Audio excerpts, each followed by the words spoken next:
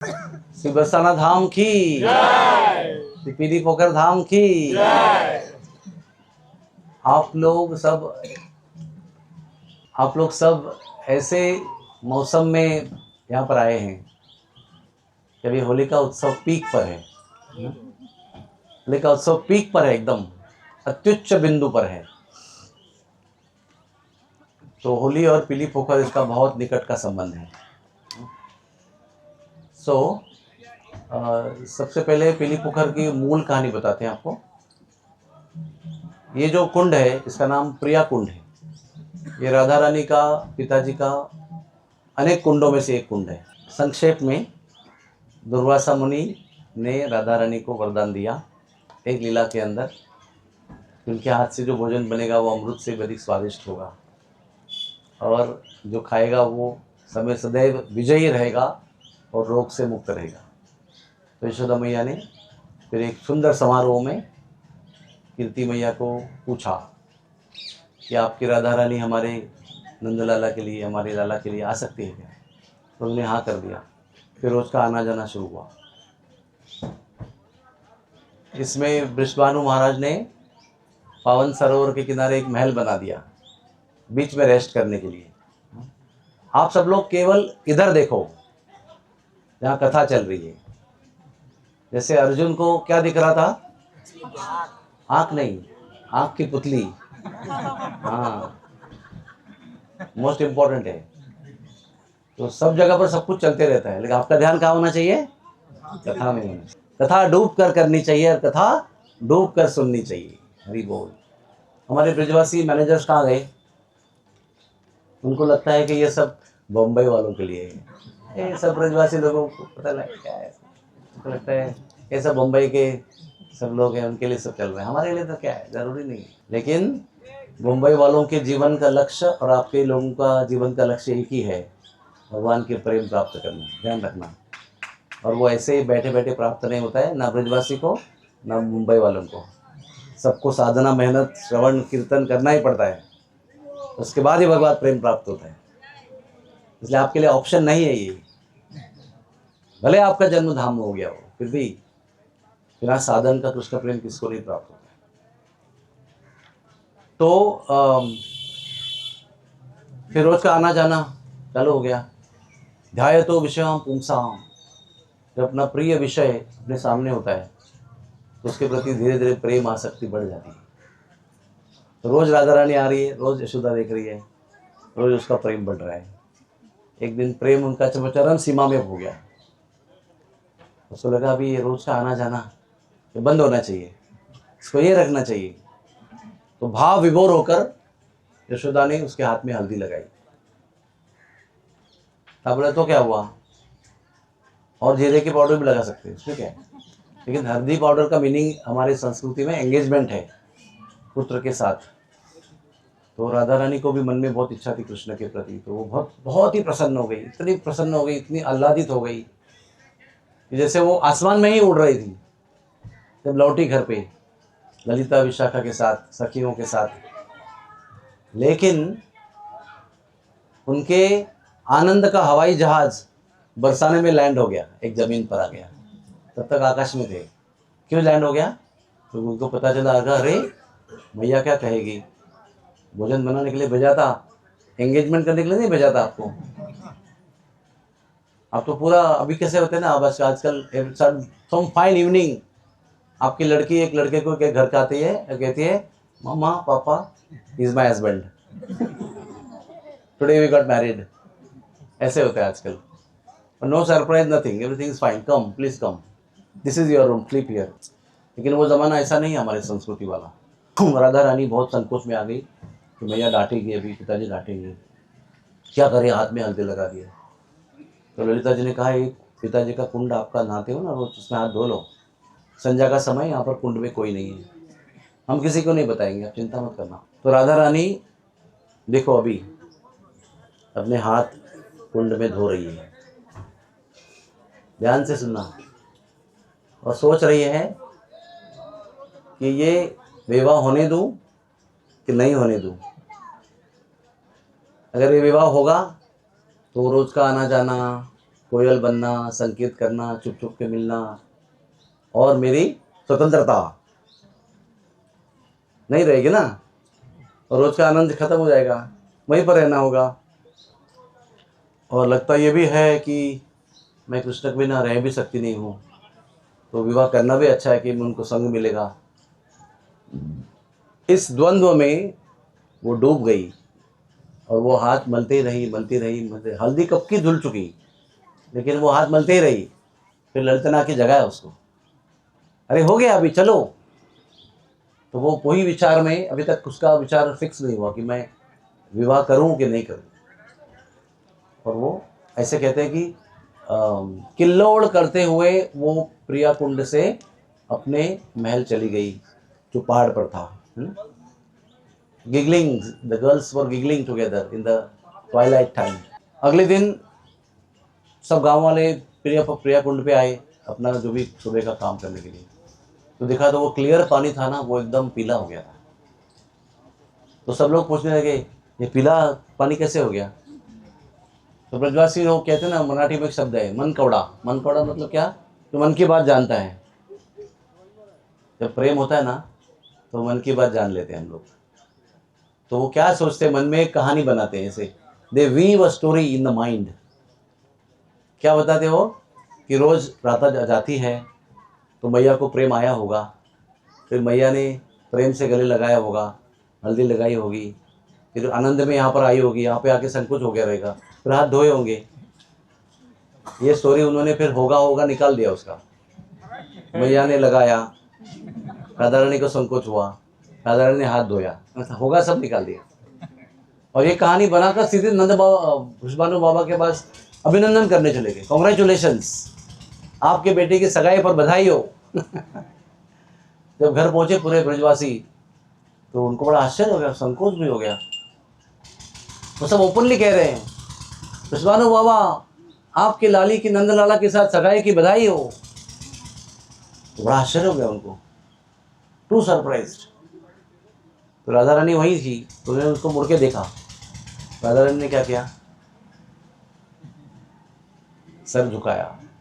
मौनम सर्वार्थ साधनम, यानी मौन जब होता है तो अधिकतर उसको सम्मति मानते हैं, यानी एग्रीमेंट, आई एग्री।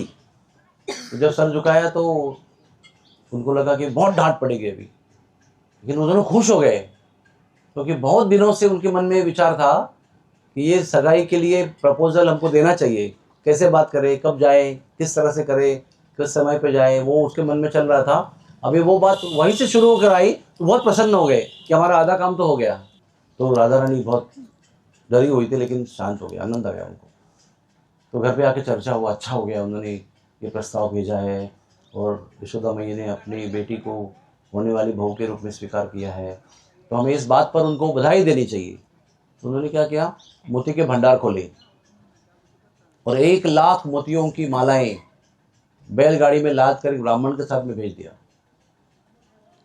तो ब्राह्मण ने पहुंचाने के बाद में वो मोती देखकर नंद बाबा बहुत चकित हो गए, इतने ऐश्वर्य संपन्न मोती। चलिए वो बहुत लंबी कहानी, हम लोग आगे जाएंगे अभी, क्योंकि वो उसके आगे 4-5 कहानी है, तो वो हमारा आज का जो मेन पीली पोखर रह जाएगा। तो एनीवेज, ये पीली पोखर उनके हल्दी के रंग से बना, वो प्रिया कुंड का नाम उस दिन से पीली पोखर हो गया। पोखर यानी जलाशय, तालाब, सरोवर, कुंड। कृष्ण को बरसाने में आने बिना रहा नहीं जाता, नंदगांव में अधिक समय रहा नहीं जाता। तो कृष्ण अगले दिन आए वहाँ पर, रोज कुंड को देखते ना गाय चराते हुए, गाय चराने वाले सबको लेकर आए, गाय को भी लेकर आए, चराते, देखा था ये कुंड से पीला कैसे हो गया। तो कृष्ण भी पूछ रहे हैं अपने आप को ही, ये पीली वस्तु क्या है, ये पीली वस्तु क्या है। तो वो पूछते पूछते उनकी आवाज़ गूंज रही है, और ग्वाल वाल यहाँ वहाँ खेल रहे, वो पूछ रहे। तो पूछते पूछते ना वो जल में प्रवेश करते हैं। ये पूछते पूछते जल में प्रवेश करते हैं, तो इतना प्रवेश करते हैं कि एक स्थिति ऐसी आती है, बीच में मोर पंख और 2 ऐसे हाथ, ये 3 वस्तुएं पृष्ठ भाग पर ऐसे घूम रही हैं पीली पोखर के, यानी प्रिया कुंड के, और आवाज़ आकाश में गूंज रही है। क्या ये गूंज नहीं रही आपकी आवाज़? ये पीली वस्तु क्या है? ये पीली वस्तु क्या है? तो कुछ देर बाद में ये जो मोर मुकुट और दो हाथ है ना, वो फिर कृष्ण ऊपर आते हैं। पहले चेहरा ऊपर आता है, फिर हाथ ऊपर आते हैं और वो पूर्णतः से पीले हो गए होते हैं। ये assumes the golden yellow form. और यहाँ तक तो ठीक था। हो सकता है शरीर का कभी कभी कोई रंग लगाया ना आपको होली का, सबका कोई लाल हो गया, कोई पीला हो गया, कोई ग्रे पर्पल हो गया, लेकिन जो बड़ा परिवर्तन हुआ वो ज़्यादा इम्पोर्टेंट है। वो ये हुआ, चमत्कार हुआ, आश्चर्यचकित बात हुई। वो क्या हुई बताओ? बाहर आते ही अपने सखाओं को उसने ने पूछा, कृष्ण कहाँ है? मुझे कृष्ण से मिलना है। कहाँ है मेरा कृष्ण? कहाँ है मेरा प्राणनाथ? तो ग्वाल बाल बहुत पजल में आ गए।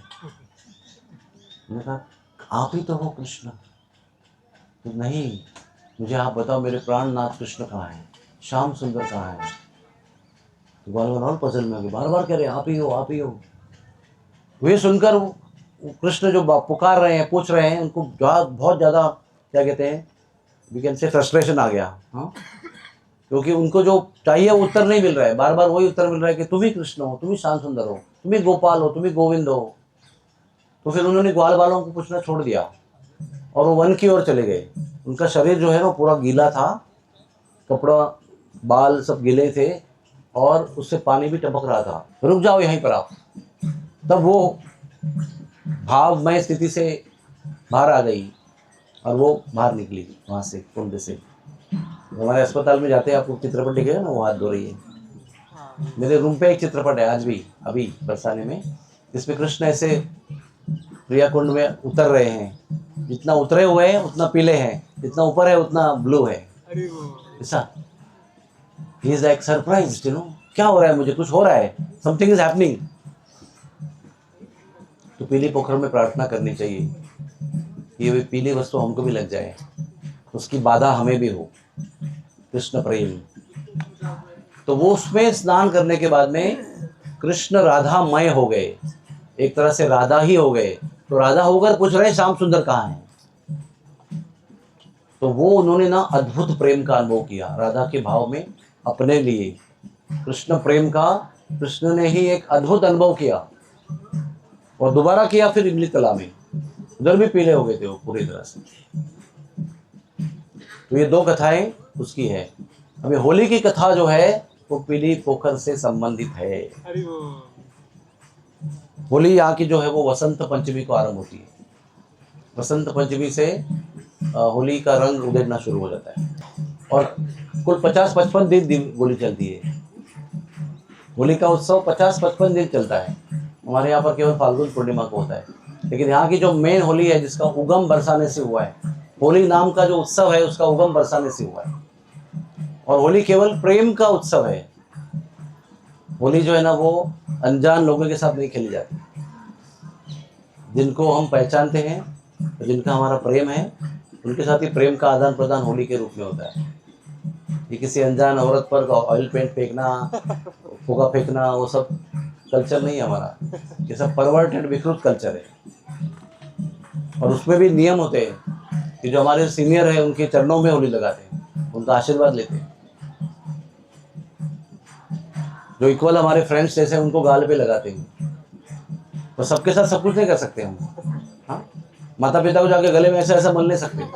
आई मीन करते हैं सब लोग आज, लेकिन शिष्टाचार कहता है कि उनको सम्मान पूर्वक आपको 2 उंगलियां लगाकर प्रणाम करना चाहिए और आशीर्वाद देना चाहिए। तो एनीवेज यहाँ की जो होली है वो उसको रंगीली होली कहते हैं। वो फाल्गुन शुद्ध नवमी के दिन होती है। फाल्गुन महीना शुरू हो गया है, ऑलरेडी शुरू हो गया है। अमावस्या गई ना अभी, बड़ी अमावस्या, तो अभी फाल्गुन शुरू हो गया है। तो 25 तारीख को फरवरी को रंगीली होली है। फाल्गुन शुद्ध नवमी की होली है। उसके एक दिन पहले अष्टमी को लड्डू मार होली होती है। और नवमी की जो होली होती है रंगीली होली कहते हैं, लट्ठा मार होली भी कहते हैं उसको। उसके बाद एक छड़ी मार होली भी होती है। उसके बाद एक क्या कहते हैं उसको, बलदेव जी का क्या होता है, होरंगा होता है। ऐसे कई प्रकार की होलियां होती है और अलग अलग जगह पे अलग अलग होलियां फेमस है। जो छड़ी मार होली होती है वो बलराम जी के भाव में होती है, हल हल के मारने के भाव से होती है। तो लड्डू मार होली के दिन क्या हुआ, अष्टमी का दिन था, नेक्स्ट डे होली है, तो नंदगांव से ब्राह्मण को भेजते हैं, पांडे ब्राह्मण को भेजते हैं निमंत्रण लेकर कि हमारे लाला कल होली खेलने आएंगे बरसाने में, तो हम निमंत्रण देने आए हैं। तो जो पांडे बेचारा अकेला आया था ब्राह्मण, तो सब सखियाँ पीले पोखर पे थी, तो पीले पोखर में वो मिला उनको। तो पीले पोखर के मिलते ही सारे, अभी आप गए थे ना दान बिहारी मंदिर में, क्या किया उसने, आप देख रहे हो भगवान को ले गए पिचकारी मारा ना सबके ऊपर। आप अपेक्षित नहीं था, आपको अपेक्षा नहीं थी ऐसा होगा, लेकिन सडनली आपके बदन पर रंग आया ना। उसी प्रकार से सभी गोपियों ने मिलकर अकेले ब्राह्मण को पूरा रंग से भिगो दिया, कंप्लीट 8 तरफ से भिगो दिया उसको, पूरा चिंब बना दिया पूरा कंप्लीट। वो पहचान में नहीं आ रहा था कौन है ये, लेकिन उसमें राधा रानी नहीं थी, सब सखियां थी। राधा रानी जब बाद में आई, देखा तो अरे अकेले पांडे ब्राह्मण को सब लड़कियां परेशान कर रही है, आतंक मचा के रखा है। तो बीच में घुसती है और उसको सबको रुका देती है, और पांडे जी को बाद में निकालते, आप कैसे सखी हो, अरे वो तो केवल न्योता देने के लिए आए हैं, वो कल आएगा ना खेलने के लिए, उसको भिगाएंगे ना हम, इसको क्यों तंग कर रहे हैं आप, तो वो निमंत्रक है केवल। तो ब्राह्मण से क्षमा मांगती हो, ब्राह्मण देवता आइए आप मेरे घर पे, आपके कपड़े भी अभी रंगीन हो गए हैं, आप मेरे महल में चलिए, मैं आपको नए वस्त्र दूंगी, आप हमारे घर पे सुगंधित द्रव्य से स्नान करना और थोड़ा भोजन पानी करके आप चले जाना। तो वो पांडे को बड़े ही प्रेम से, भीगे हुए पांडे को घर पे लेके जाती है। तो घर पे लेके सिंहासन पे बिठाने के पहले उनको स्नान घर में लेके जाती है, सुगंधित ऊन जल से स्नान की व्यवस्था करती है। तो स्नान करके जब पांडे जी आते हैं तो उनको नए वस्त्र देते हैं, राज वस्त्र देते हैं। राज वस्त्र पहनकर उनको फूलों की माला पहनाते हैं, चंदन लगाते हैं, षोडशोपचार करते हैं, चरण धोते हैं, सिंहासन पे बिठाते हैं। उतने में मैया को खबर मिलती है कि पांडे जी आए हैं होली का न्योता लेकर। तो वो बड़ी खुश हो जाती है कि होली का निमंत्रण आया है नंदगांव से, तो वो लड्डू लेके आती है और पांडे के मुंह में भर देती है। कभी आपके मुंह में किसी ने लड्डू भरे है क्या, कभी अनुभव करके देखो, एक के बाद लड्डू भरती है उसको मुंह में, प्रेम से एकदम। पांडे जी बहुत गदगद हो जाते हैं। तो इसको पांडे लीला कहते हैं, पांडे लीला। इसमें मैया के हाथ से लड्डू खिलाए जाते हैं। तो आज क्या होता है उस दिन, यानी 24 तारीख को क्या होगा, 24 तारीख को बहुत सारे नंदगांव के जो गोसाई बालक हैं वो सज धज कर, उसको हुरियारे कहते हैं। क्या कहते हैं, हुरियारे, यानी उनका एक अलग ड्रेस होता है, उसको आपको देखने से समझ में आएगा ये हुरियारा है। सभी लोगों में उठ के दिखते हैं वो, एकदम पूरा एक फेटा पहनते हैं, बड़ा ऐसा पूरा उनका ड्रेस होता है, यहाँ से पूरा फेटा पहनते हैं, कान वान सब बंद करते हैं, उस पर एक बड़ा फेटा पहनते हैं और डंडा लेके आते हैं, ध्वजा लेके आते हैं, सब रंग पिचकारी के इधर उधर सब भर के आते हैं, सूखा रंग पिचकारी बड़ी बड़ी सब। वो कैसा होता है जवान, आर्मी का जवान कैसे होता है ना, उधर एक बुलेट का, इधर बुलेट का लाइन, इधर बहान ग्रेनेड, इधर कुछ, इधर बंदूक, इधर चाकू, बंदूक के सामने एक हैंड रिवॉल्वर, एक बड़ी एक मशीन गन, क्या क्या होता है ना, पूरा ऐसा लैस होकर, फिर पीछे बैग में खाना बिस्कुट जो भी चलाना है बहुत दिन तक। तो ऐसे ये रंग के होली के तैयारी में आते हैं पूरी तरह से। तो आज के दिन क्या होता है, वो आते हैं अष्टमी के दिन, वो सीधे भानु महल जाते हैं और वहाँ जाकर न्योता देते हैं राधा रानी को। तो वहाँ से जो पुजारी है ना, आज के जो पुरोहित हैं, वो वृषभानु और कीर्ति माता के प्रतिनिधि के रूप में उन पर लड्डू फेंकते हैं अंदर से, और लोग कैच करते हैं उसको, बहुत बहुत महत्वपूर्ण प्रसाद मानते हैं वो लोग। तो हम लोग क्या करते हैं, हम लोग उस दिन मंदिर में लड्डू भेज देते हैं। उधर हजारों किलो लड्डू आता है उस दिन, क्योंकि सब लोग वृषभानु महाराज, कीर्ति मैया, राधा रानी को लड्डू देना चाहते हैं ताकि वो पांडे को खिलाए। और पांडे आते हैं नंदगांव से, तो जितने लड्डू आए हजारों किलो, वो सब फेंकते हैं, और जितने दुनिया भर के लोग आए वो सब कैच करते हैं। तो कितना लड्डू इकट्ठा किया उसके ऊपर अपने आप को भाग्यवान समझते हैं। तो उसको कहते हैं लड्डू मार होली। फिर नेक्स्ट डे ध्यान से सुनिए, नेक्स्ट डे एक जुलूस निकलती है नंदगांव से, उसमें कृष्ण भगवान हुरियारा बने हुए हैं, बलराम जी हुरियारा बने हुए हैं, मधुमंगल, श्रीदामा, सभी ग्वाल बाल जितने भी हैं वो हुरियारे बने हुए, सज धज के रंग भर के, सूखी होली के और गीली होली के पिचकारियाँ भर के, सब गन्स वगैरह लगा के एकदम बहुत सुंदर लग रहे हैं सब लोग। तो वो जुलूस जो था ना ग्वाल वालों का, वो इतना मनमोहक था कि उसमें सारे देवता लोग भेष बदल कर घुस गए। ब्रह्मा जी आ गए 4 मुख वाले, ब्राह्मण बन के। हाँ, तो ग्वाल वाल कह रहे इससे पत्नी से, बताओ क्या बोले, वाल वाल ऐसे मूड में, देखो होली का समय होता है ना, तो वैसे नटखट है सब लोग। वाल होली में बहुत ज्यादा पीक पे रहते हो। तो वो भेष बदल के आए, ब्रह्मा जी को क्या बोलते हैं, देखो 4 मुख वाला, 4 मुख वाला। इसको अगर पत्नी को चुम्मा देना होगा तो कौन से मुख से देगा, तो पत्नी को देना होगा तो कौन से मुख पे देगी। ऐसे उसका मजाक उड़ा रहे। और ब्रह्मा जी जानबूझकर कुछ बोल नहीं रहे, क्योंकि अगर उनका भांडा फूट गया कि ब्रह्मा जी है तो फिर वो भागना पड़ेगा वहां से, फिर पार्टिसिपेट करना है उनको, इसलिए चुपचाप खड़े हैं वो। फिर शिव जी को भी ऐसा ही बोला, क्योंकि वो पंचमुखी शिव जी वहां प्रकट हो गए। इंद्र जो है ना, वो ऐसे मुंह में से ऐसे करके सब ग्वाल बालों को बहला रहे थे। तो ग्वाल बालों को बड़ा आनंद आ रहा था। आपने बचपन में कभी किया है कैसा, ऐसे गाल गुच्छे मार मार के सभी वो आनंद कर रहे थे, अद्भुत प्रकार का आवाज निकाल रहे थे। कहते हैं उसमें पूतना भी प्रकट हो गई, महामाया भी प्रकट हो गई, सुखदेव जी प्रकट हो गए, नारद मुनि प्रकट हो गए, सब प्रकट हो गए। और कहते हैं सुखदेव जी को, वो नग्न बालक को पुतना ने अपने गोद में लिया, और वो भी जहाँ नाच कर रही है, बालक भी नाच कर रहा है, सब लोग वैसे आनंद ले रहे हैं, बहुत बहुत बहुत आनंद ले रहे हैं।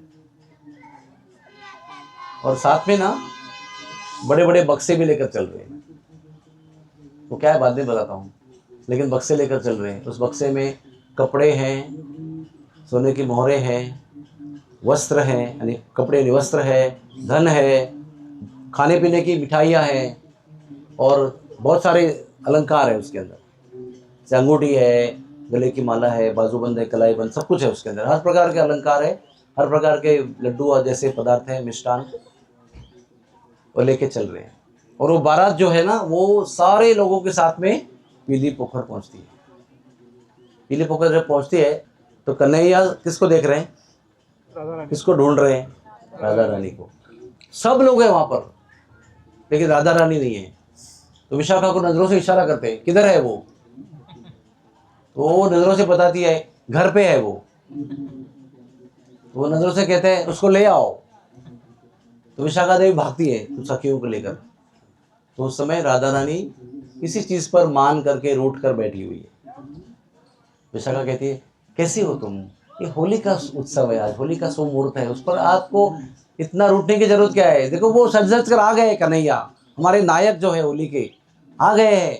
को विश्वास नहीं होता, देखो झलक होके बाहर जाके देखो। तो उसको ना जबरदस्ती गवाक्ष में लेके आते हैं।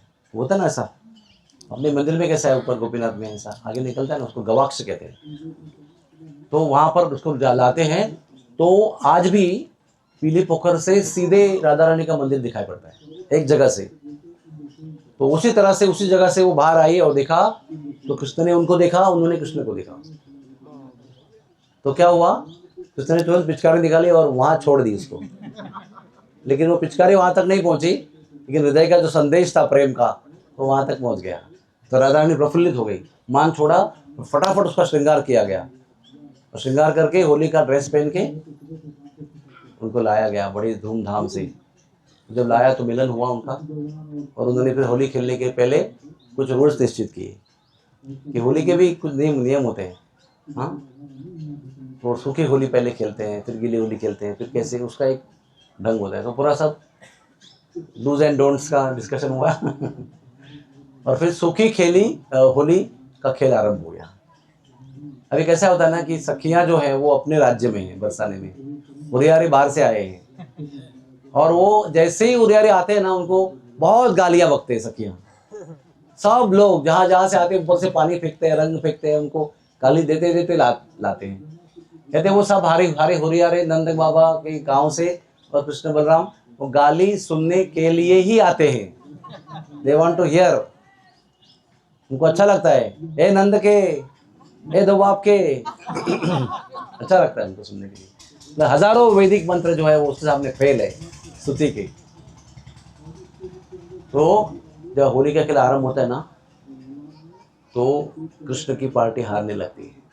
हारने का मतलब क्या है, वो हावी हो जाते हैं उनके ऊपर। 4-5 औरतें आकर रंग लगाने के तो आप कितने भी स्ट्रांग होंगे तो कुछ नहीं कर सकते। ऐसे करके कृष्ण बलराम सबको हावी कर देते हैं और कृष्ण हारने लगते हैं। तो कृष्ण कैसे है, जैसे हारने लगते हैं ना, वो गुस्ताखी करते हैं, वो तुरंत पिचकारी निकालते हैं। वेट होली, हाँ गीली होली का पिचकारी निकालते हैं, गुलाल का रंग बना हुआ है गुलाबी, और राधा रानी के गाल की ओर उसको छोड़ते हैं। राधा रानी समझती है, बहुत क्विकली समझती है कि ये गुस्ताखी कर रहा है, तो वो अपने गाल को हाथ लगाती है कि न गिरे गाल पर। लेकिन फिर भी पिचकारी का जो स्पीड है वो यहाँ पर आता है और यहाँ से उड़कर फिर भी गाल पे आके गिरता है। अभी वो गोरे गोरे गाल, उस पर गुलाबी गुलाबी बूंदे, तो जब वो कृष्ण स्वयं देखते हैं ना, एकदम भाव विभोर हो जाते हैं उस सौंदर्य को देखते हुए। और पिचकारी चलाते थे पहले, लेकिन वो दृश्य देखने के बाद छोड़ देते हैं और उसे दिग्मूढ़ होकर देखते रहते हैं। जैसे ही वो शांत हो जाते हैं, एकदम स्तब्ध हो जाते हैं आनंद से, तो सब गोपियां उसी समय पिचकारी निकालते ही, मैं ये सभी आपको बहुत वाक्यों में बता रहा हूँ, लेकिन सब एक साथ हो रहा है। उन्होंने पिचकारी निकालते ही सारा होली का खेल बंद हो गया। उन्होंने रोका, फिर उसके गाल के बूंद गिरे, उन्होंने नीचे किया पिचकारी, उतने में सारी गोपियों ने आकर कृष्ण को अरेस्ट कर दिया। अरेस्ट क्या मतलब, तो दोनों हाथ मरोड़ के ऐसे पीछे करती और टाइट 4 गोपियां पकड़ रही उनको, और कैदी बनाकर ललिता जी के पास लेके आती है। तो ये होली का गुनहगार है, उसने होली का नियम तोड़ा है, उसको दंड देना चाहिए। आप ललिता जी बताइए क्या दंड दे सकते हैं। तो ललिता जी तुरंत न्यायाधीश के मोड में आती है और कहती है, ये होली का जो गुनहगार होता है उसको 3 सजा मिलनी चाहिए। क्या क्या होता है, इसका मुंह काला किया जाए काजल से। राधा रानी अपने हाथ को काजल के भांडे में डुबाकर इसको काला करेगी। फिर मैं दुपट्टा पहना नहीं, लेकिन दुपट्टा होता है ना, वो किसी भी प्रभु का एक आदरणीय वस्त्र होता है, उसको छीनना यानी उसका अपमान होता है। कोई आके छीन लिया समझो, तो वो आपका अपमान करना चाहता है, आपका अपमान होता है, तो हम उसका जो दुपट्टा है वो खींचेंगे, जब्त कर देंगे। हाँ, जैसे पुराने ज़माने में औरत अगर पल्लू के बिना आएगी तो वो अच्छा नहीं मानते थे, तो किसी का पल्लू छीनना यानी अपमान करना, उसका शील का अपमान करना जैसे होता है। राजा अगर कोई युद्ध में हारता है तो उसके दुपट्टे छीन के लेके जाते थे, विजय की पताका के रूप में, कि हमारे विजय का प्रमाण है कि हमने राजा को हराया है। आपको याद है एक अभी हुआ था भारत में, वो थी ना उत्तरा, उसने भाई को उत्तर को कहा था, ऐसे ही मूड में कहा था कि आप जीत गए ना युद्ध में, तो सारे कौरवों के दुपट्टा लेके आना, उत्तरीय वस्त्र लेके आना, भीष्मदेव के, द्रोण के, मैं देखना चाहती हूँ कैसे उनके उत्तरीय होते हैं। तो जो बेहोश हो गए अर्जुन के अस्त्र से, तो उत्तर लेके आया था, उसको उत्तरा को दे दिया उसने। तो वो जो उत्तरीय वस्त्र खींचने का काम है वो एक अपमान का काम है, दंड का भाव है उसके अंदर। और तीसरा कहते हैं कि इसके बीच में कलर से गाली लिखेंगे, जो गाली मैं कभी भी इस प्रवचन में बोल नहीं सकता, cannot tell you, it is too private to tell you, okay. तो फिर वो काजल का पात्र लेके आते हैं, राधा रानी के हाथ डुबाते हैं और कृष्ण को ऐसे पूरा पीछे पकड़ा हुआ सामने लेके आते हैं। कृष्ण उसको हाथ, राधा रानी उसको हाथ में लेकर काजल लगाने वाली होती है, तो कृष्ण मुंह टेढ़ा कर देते हैं। तो फिर 2 सखियां आती है और दोनों तरफ से उसका मुंह पकड़ती है टाइट एकदम ऐसा। फिर राधा रानी उसको पूरा काला पोत देती है, फिर सखियां उसका खेस खींचती है, उसको धक्का मारती है और पीठ पे गाली लिख के बोले, जाओ अभी आप हमारे साथ खेलने के योग्य नहीं हो। इस प्रकार के होली के खेल का आरंभ जो है वो पीलीपुर में हुआ। और लट्ठा मार होली जो है वो भी एक क्या कहते हैं उसको, प्रेम से मारने की एक प्रक्रिया है। उसमें वो ढाल लेकर आते हैं सर पे, वो ढाल बलराम जी का प्रतीक है, वो अभी बन रही है सब जगह पर। ब्रज में 15 दिन तक अभी देखो, लट्ठा मार होली का दिन जो है ना बरसाने की गोपियां नंदगांव के होरियारों को पीटती है। दूसरे दिन नंदगांव की होली होती है, नंदगांव के जो गोपियां हैं वो बरसाने के मर्दों को पीटती है। यहाँ के लोग हुरियारे बन के वहाँ जाते हैं और वहाँ की नारियाँ उनको पीटती है, वो नंदगांव की होली है। उसके बाद में एकादशी वृंदावन की होली, उसको कहते हैं रंगभरनी होली। वृंदावन के सब ठाकुर होली खेलते हैं। उसके बाद में छड़ी मार होली, छोटी बठेन बड़ी बठेन में तो छड़ी लेकर मारते हैं, एक एक गांव में जाके ऑल्टून पाल्टून, हाँ, टर्न बाय टर्न। उसके बाद में इस बार 5 मार्च को है ना औरंगा, बलदेव जी का औरंगा 5 तारीख को। ये बलदेव जी के जमाई हैं, इनकी बहू जो है ना वो बलदेव जी है ना, तो इनका विशेष अधिकार है वहाँ पर। बलदेव जी के होली में जो भी प्रभु जाएगा उसके कपड़े फाड़ कर उसको ऊपर से खुला करके छोड़ देते हैं। आप उस दिन कुछ नहीं बोल सकते हैं, आप आओगे ऐसा खड़े रहोगे, आके आपके कुर्ता उर्ता फाड़ के पूरा चिंदी बना देंगे। ये उस होली का एक तरीका है। बुरा ना मानो बुरा ना मानो ट्रक, ऐसे होता है। होली में कोई बुरा मानने का सवाल नहीं। आपको आना नहीं है तो ऐसे सब आपको पसंद नहीं है तो आओ ही बताओ। हाँ, कोयले के खान में उतरेंगे तो बोले काला रंग नहीं चाहिए, ऐसा हो सकता है क्या? होली के मौसम में ब्रज में आए तो मन में आनंद नहीं होता है, वातावरण में आनंद होता है। Everywhere is so happy. Holi में यहाँ पर कोई डिप्रेशन नहीं हो सकता है, आनंद ही आनंद का अनुभव है सब जगह पर। मैं एक बार कृष्ण बलराम के मंदिर से बाहर निकला होली के दिन, 2 छोटी बालिका आई, प्रभु जी आपके साथ होली खेलना है। बोला खेलो, तो पूरा पिचकारी से पर्पल कलर से मेरा पूरा कुर्ता पूरा भिगा दिया। मेरा प्रणाम किया उनको, थैंक यू वेरी मच, चले गए। तो मैं आगे चल रहा था तो रिक्शा में कुछ लड़कियां बैठी थी, प्रभु जी करके प्रणाम। होली एक प्रेम का उत्सव है। तो अभी जब ये लट्ठा मारते हैं ना तो मैंने बताया ना बॉक्सेस लेके आते हैं। तो सबसे इम्पोर्टेंट आपको बात बताता हूँ मैं, शास्त्र की बात, कि होली भगवान खेलने के आते हैं, हारने को ही आते हैं। होली का उत्सव हारने के भाव से भगवान खेलते हैं, क्योंकि हारने के बाद जो बांटना है वो तैयारी में कौन लेके आएगा? जो हारने के लिए, हारने वाले हम लोग इंडिया के क्रिकेट टीम है, वो वर्ल्ड कप जीतने को जाती है, फिर हारने को जाती है। तो हारने का सामान लेके जाते नहीं वो, कृष्ण हमारे हारने का सामान साथ में लेके जाते हैं। और जब वो उसको पीटते हैं ना, उनको लट्ठा से, आप देखना चाहिए, ऐसा गिरकी लेके ना ऐसा कूद के पीटते हैं। आप देख के भी आपको डर जाएगी कभी कभी। 15 दिन तक सभी जितनी नवयुवतियां हैं, अविवाहित हो या नवी नई दही हो, बहू हो, घर में कुछ काम नहीं देते उनको।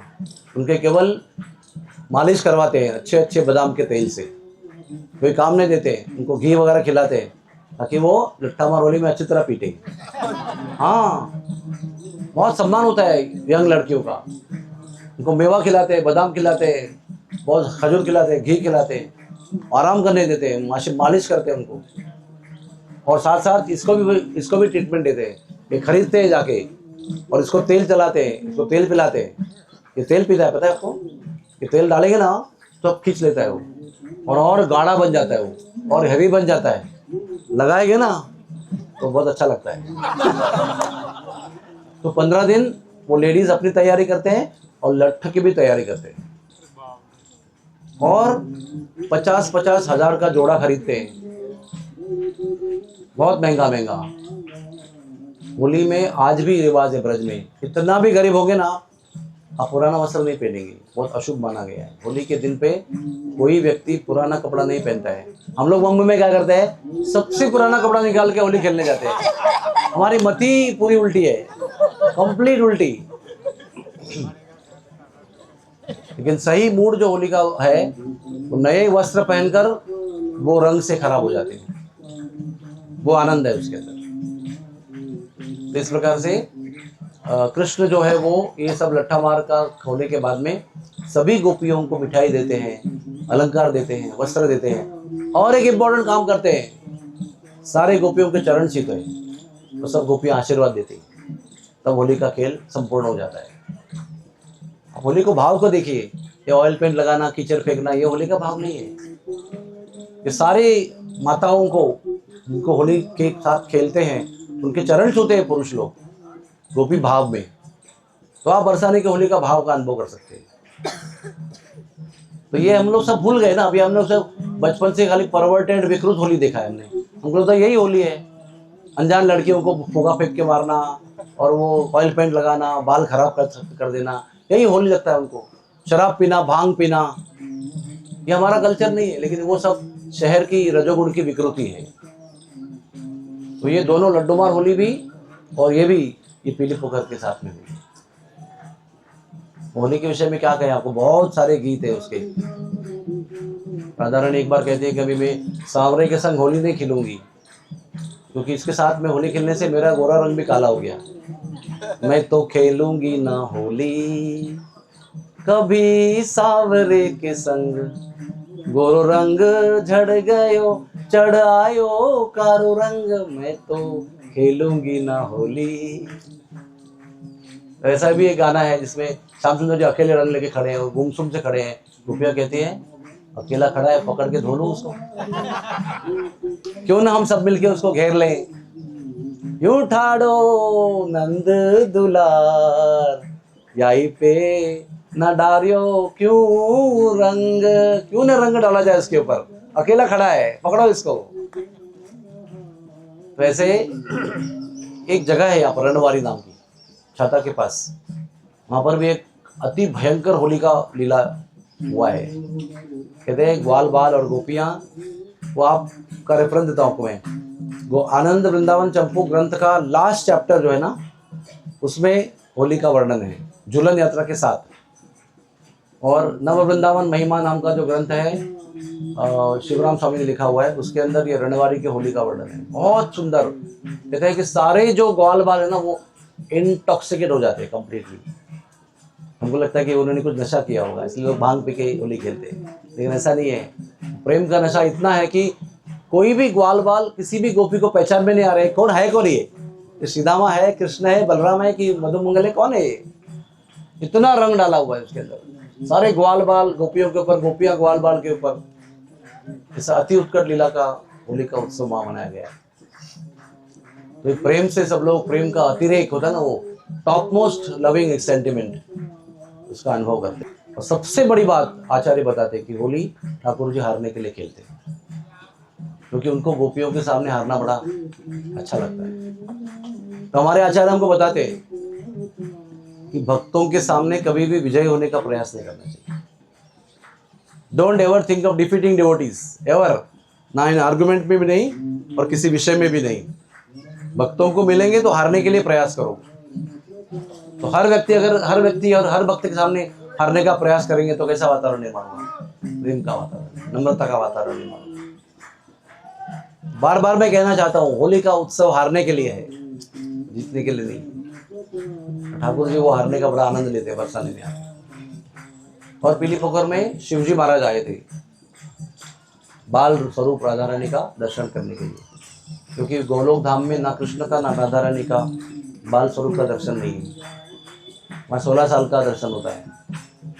तो जब शिवजी महाराज आए थे तो ऐसे कहते हैं कि राधा रानी छोटी सी बालिका अपनी मैया की गोद में थी, तो मैया उसको मेवा खिला रही थी, कुछ हाथ में दिए थे, दोनों नन्हे नन्हे हाथ में मेवा, यानी होता है ना वो किशमिश होता है, काजू होता है, बादाम होता है, ऐसे नन्हे नन्हे हाथों में पकड़ कर रखा था। मेन स्टॉक माता जी के पास था और वो उनको खिला भी रही थी, वो अपने हाथ से भी खा रही थी। ओके, तो उसमें नारद मुनि वहां पर आते हैं दर्शन करने के लिए। मैंने अभी मिक्सचर कर दिया, लेकिन जब मेवा खा रहे थे नारद मुनि आ गए। नारद मुनि बचपन के समय आए थे ना, जन्म होने के समय, थोड़े बड़े होने के बाद देखने के लिए वापस आए।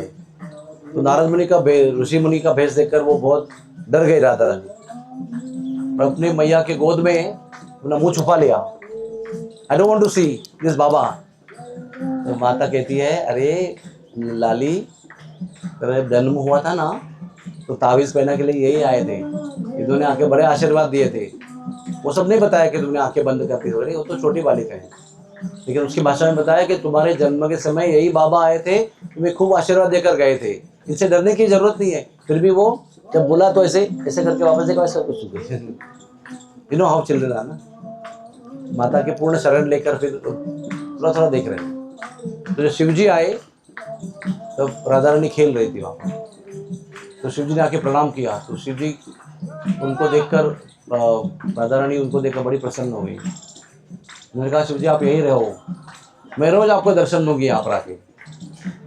तो पीली पोखर में राधा रानी रोज आती है और प्रियेश्वर महादेव उनका नाम रखा गया है, उनको दर्शन देती है।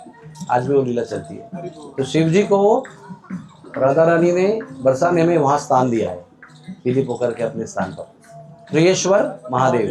पीली पोखर ये डोंगी लीला यानी नौका विहार लीला का बहुत प्रसिद्ध स्थान है।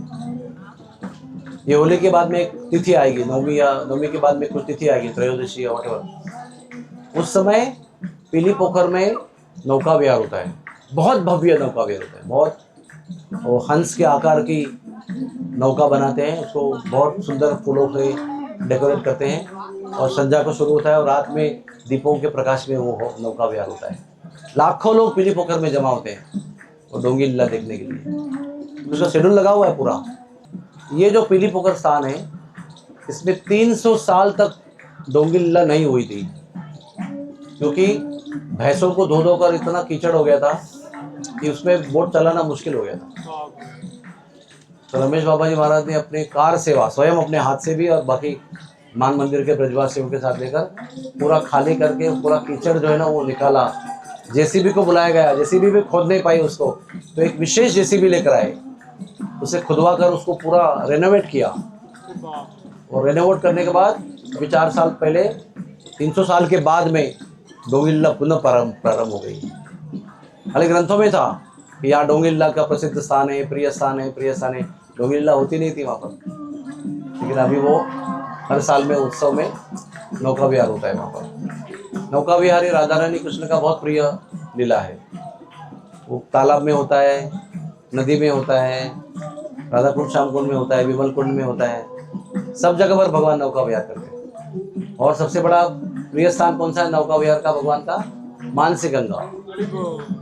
वहाँ पर तो ब्रह्मा की एक रात तक नौका विहार होता है। इस रासलीला कैसे ब्रह्मा की एक रात तक हुई थी, तो ब्रह्मा की एक रात का समय कितना है बताओ? 432 करोड़, 432 करोड़ साल, एंड सब चिल्लर साल भी उसके ऊपर है। इतना मिलके ब्रह्मा जी की 12 घंटे की रात होती है। जब भगवान ने रासलीला की थी या नौका लीला की थी, तो वो एक रात में ब्रह्मा जी के एक रात को समेट लिया उन्होंने। यानी गोपियों को अनुभव आया 432 करोड़ साल का, लेकिन पृथ्वी के केवल 12 घंटे ही बीत गए थे, एक तिथि खाली बदली होगी। तो ये नौका लीला का भी बहुत प्रसिद्ध स्थान है और हमें वहाँ पर प्रार्थना करनी चाहिए कि जैसे भगवान ने भगवान पूछते रहे ना, ये पीली वस्तु क्या है, पीली वस्तु क्या है। हमेशा आचार्य ने हमको उत्तर दिया है उसका, तो वो पीली वस्तु के लिए वहाँ प्रार्थना करनी चाहिए, जिसको प्राप्त करने के लिए भगवान ने एक पूरा अवतार खर्च किया। 48 ईयर्स का एक सेपरेट अवतार खर्च किया। कहते वो अवतार कहीं दर्ज भी नहीं है, भगवान त्रियुगी है ऐसे कहा गया। कितनी बार उसका उल्लेख आया है कि भगवान त्रियुगी है, इस युग में कौन सा अवतार है, लेकिन भगवान ने स्पेशल अवतार लिया राधा रानी के प्रेम का रहस्य जानने के लिए। और पीली पोखर उसका प्रमाण है उस स्थान का। हरे कृष्णा कृष्णा कृष्णा कृष्णा हरे हरे, हरे राम राम राम हरे हरे।